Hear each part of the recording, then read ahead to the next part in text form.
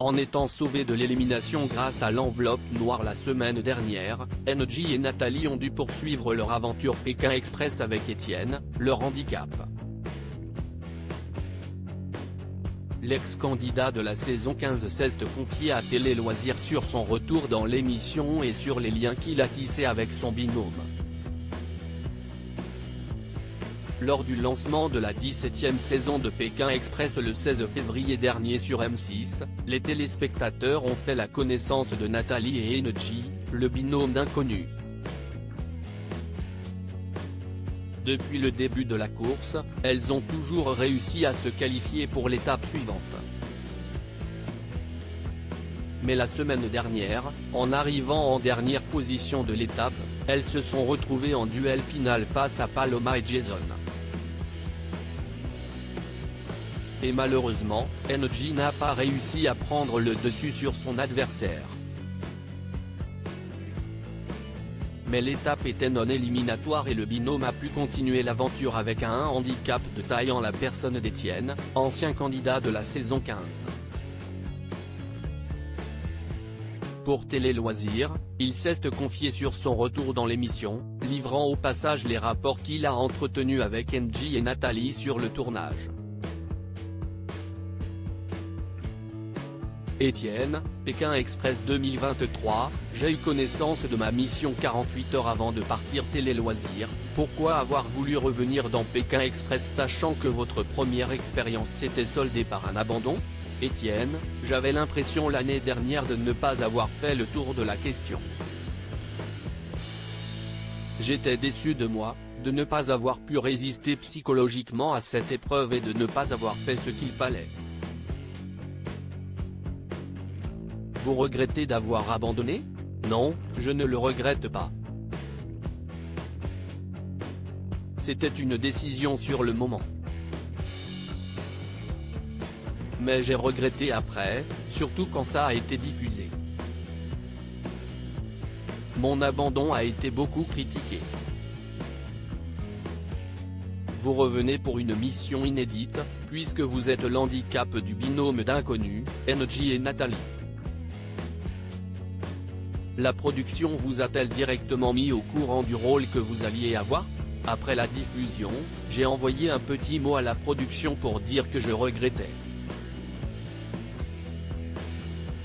J'étais alors en contact avec eux et ils m'ont demandé si je voulais revenir. Ça s'est fait petit à petit. Il y a eu plusieurs échanges.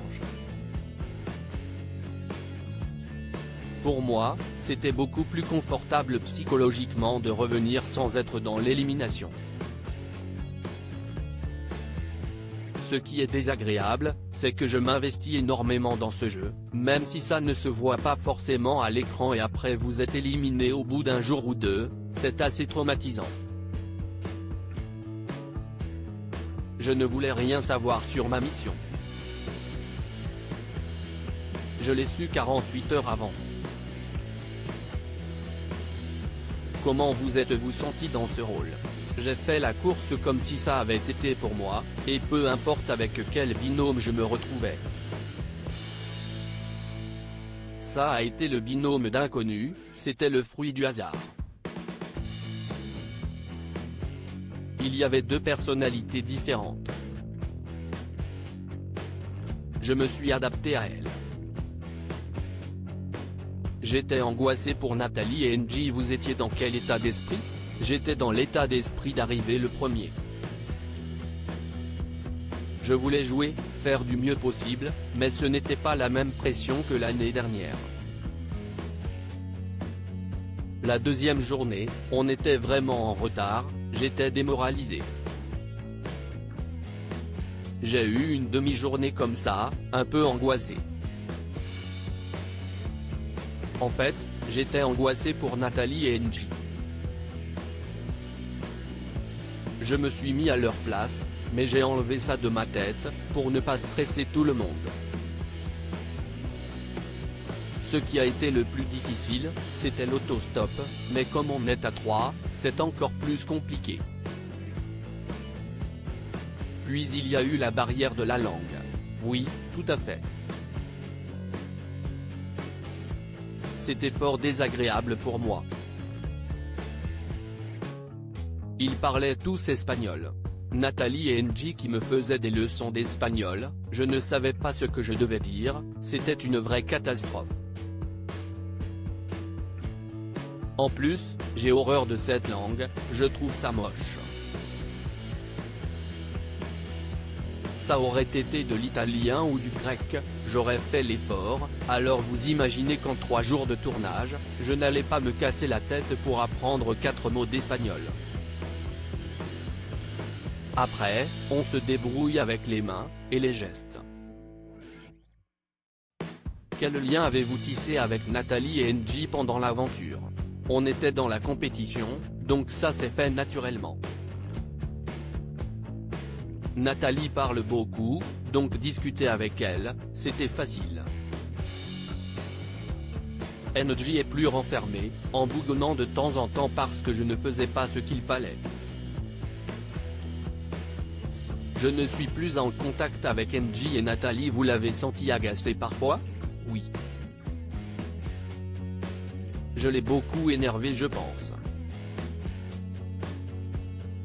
Nathalie aussi, mais elle l'exprimait. Après, il n'y a pas eu de malentendu. Vous êtes toujours en contact avec elle aujourd'hui? Non, pas du tout. Je les ai très peu vus après. Ce défaitisme légendaire qui vous caractérise, vous l'exprimez aussi dans la vie de tous les jours? Je ne suis pas un grand optimiste, ça c'est sûr. Mais je suis plutôt assez réaliste par rapport aux situations, surtout de par mon métier, la médecine générale. Je me rends compte des situations.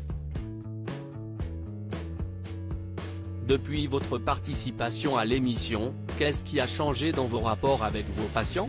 Ils sont contents. Revenir dans l'émission, c'était assez naturel parce que j'étais associé à Pékin Express tout le temps. La femme avec qui je vis, elle n'en pouvait plus d'entendre parler de l'émission. Les gens m'arrêtent dans la rue et comme je suis un bavard, voilà. Mes patients me disaient, quand est-ce que vous revenez à la télé? Je leur répondais, je ne comprends pas pourquoi les producteurs ne m'appellent pas, rire. Je n'allais pas dire non pour ce retour du coup. À lire aussi Pékin Express 2023, les candidats dorment-ils vraiment tous les soirs chez l'habitant? La réponse est surprenante.